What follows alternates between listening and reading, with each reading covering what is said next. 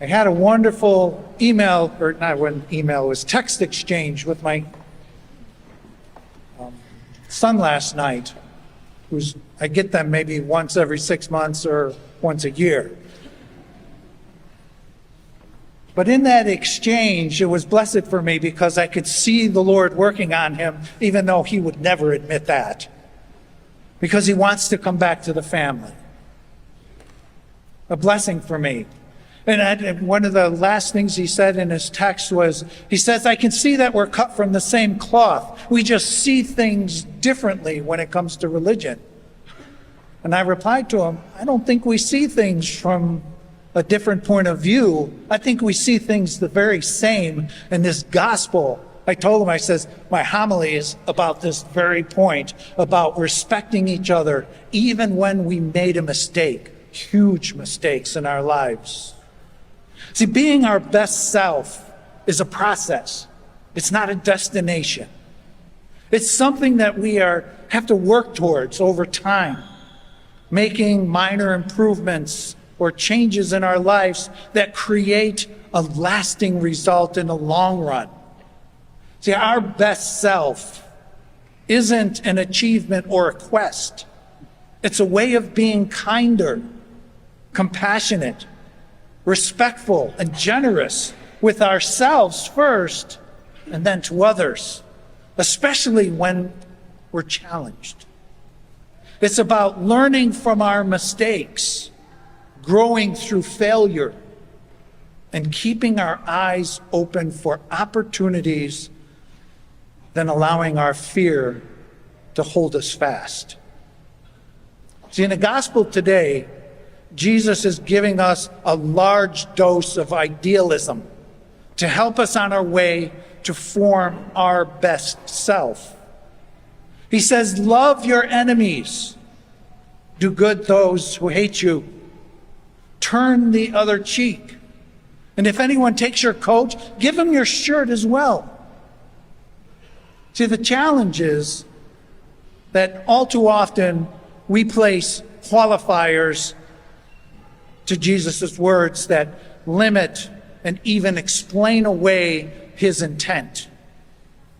This includes suggesting that these ideals that he speaks of in today's gospel are impractical and unrealistic. Or they can be just simply reduced to a simple rule of conduct for ourselves, and way too often become watered down to the point that we get a watered down version of our best self. It's in our human weaknesses that these qualifiers tend to separate us from them, from the good, from the bad in our eyes, from those that deserve and those that are undeserving. You know, after all, the world tells us that people are supposed to get what they deserve and deserve what they get. Well, David had a chance to dispatch King Saul, thus removing his rival from the kingship. And for Abishai, this is exactly what Saul deserved. But David refuses to do what everyone else might do. Instead, David, in his best self, used this opportunity to teach Saul what the surest foundations of the kingship are: justice and fidelity to God. Therefore, Jesus is offering us these ideals and challenging us to live by them on our pilgrimage of hope to becoming our best self. See, he talks about loving our enemies, and he's not talking about liking our enemies. It's impossible to like everybody, and we really don't have to. Liking is about how we feel, and often we don't have control over how our feelings are coming out. What we do have control over is how we act. See, in love is proven not by our words so much, but by our deeds. Do no evil. even to those who deserve it.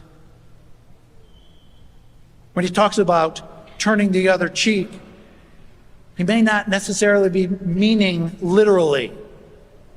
See, this describes an ideal, an attitude to break the cycle of violence. Stop looking for revenge on those that hurt you.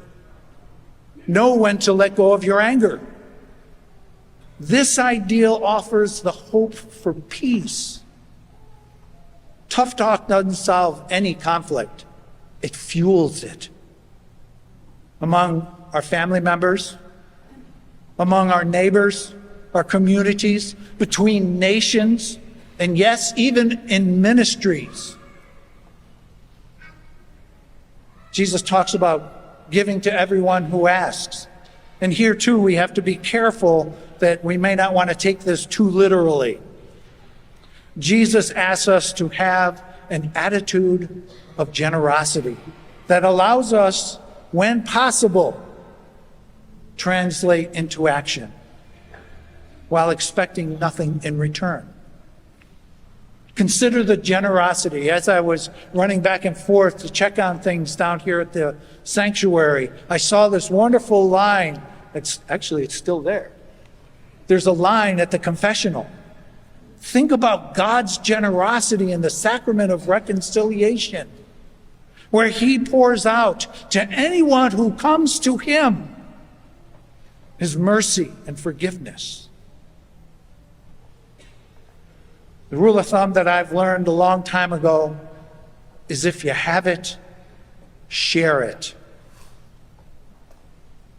He also guides us to stop judging, and you will not be judged. Now, of course, we will judge people, what people do, especially when what they're doing is wrong and hurting others. But while we pass judgment on actions, we resist the temptation to pass judgment on people or souls. Only God can do that. We are to hate the sin and love the sinner.